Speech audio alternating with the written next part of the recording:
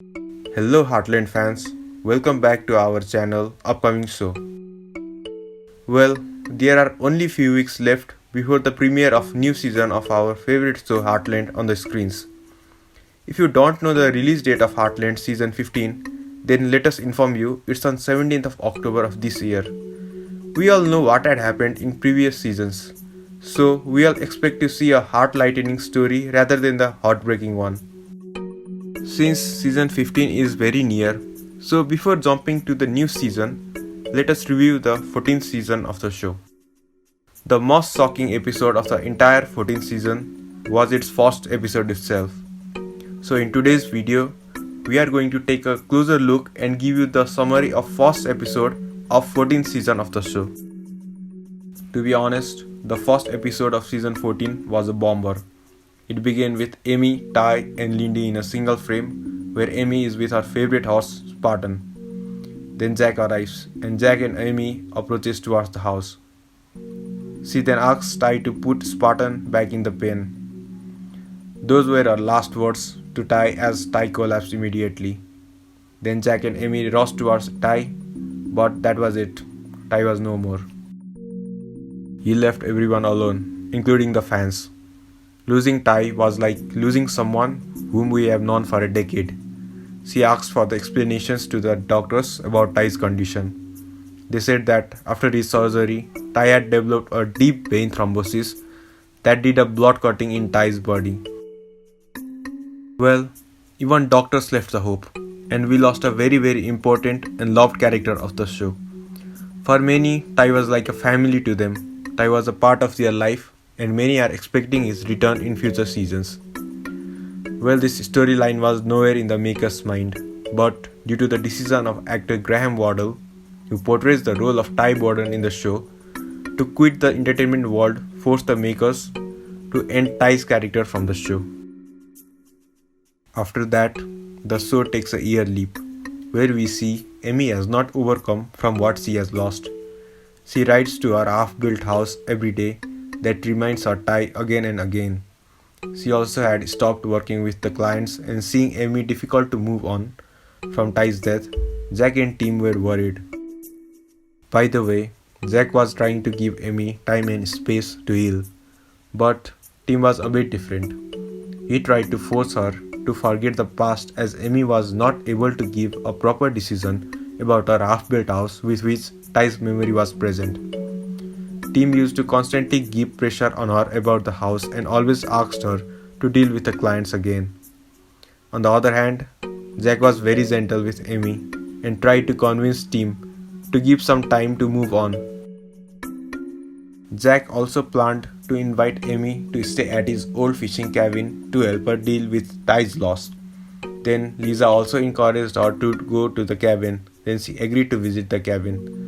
That cabin also had some of her memories with Ty, especially of the time when a snowstorm stopped them and they had to stay in the cabin. It was in episode 18 of second season. This time, Amy could not control herself and she opened her heart out. She expressed her every emotions, every grief and every feelings about Ty in front of Jack. They both had a deep conversation and this is how it went. Jack said, "Nobody really knows how to grieve, Amy. It's different for everyone and it's different every time. I say that anyone who says they know how to grieve might just have a piece of their heart missing." After listening to him, Amy also shared to Jack that she feels responsible for Ty's death.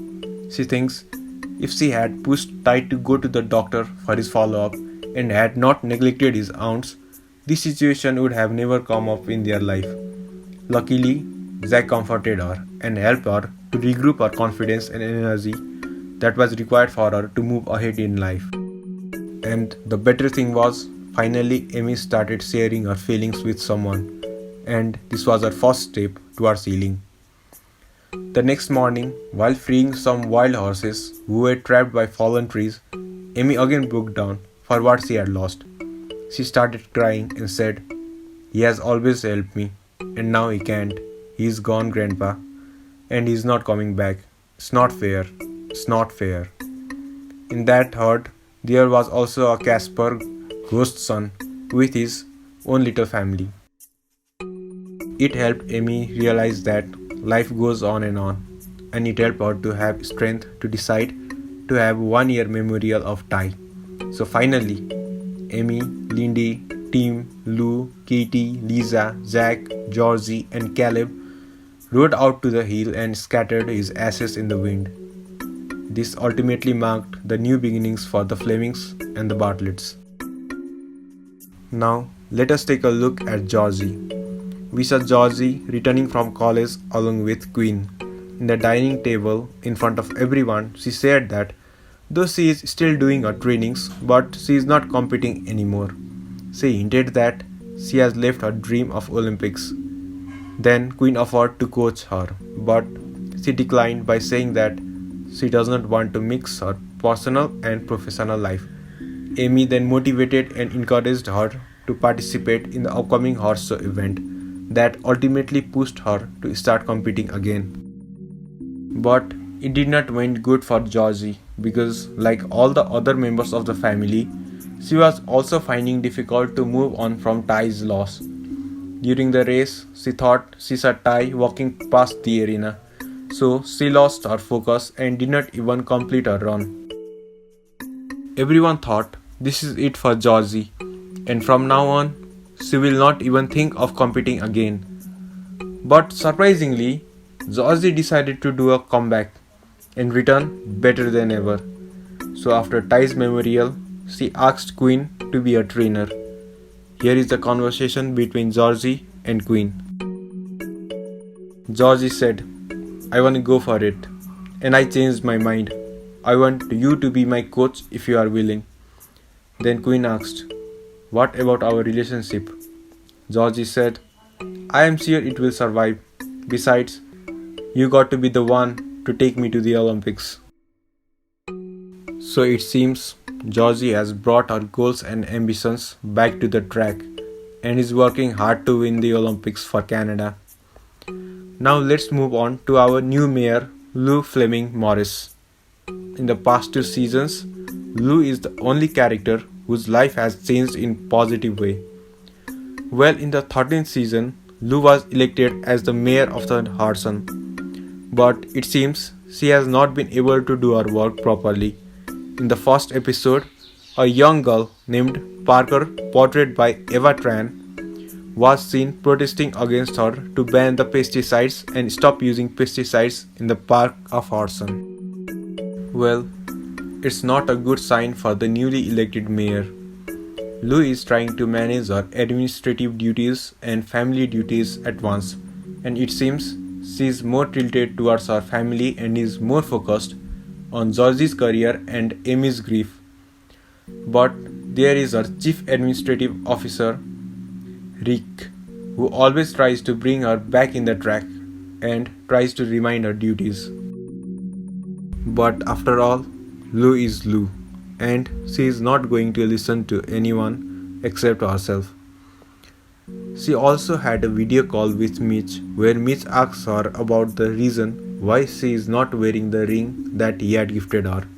She replied she did not wear it because she is afraid the ring might remind Amy of Ty. Well, this is a good gesture from Lou and it is appreciable. Up to this episode, everything was fine between Mitch and Lou, but everyone knows what happens in later episode. Overall, the first episode of season 14, Keep Me in Your Heart, is well written by Heather Conkey, and title also describes the condition of our heart. Yes, Ty will be in Heartland's fans' heart forever. That's it for today, guys. If you want more videos like this, please mention in the comment section below. If you like our content, please like our video, subscribe to our channel and hit the bell icon for notification.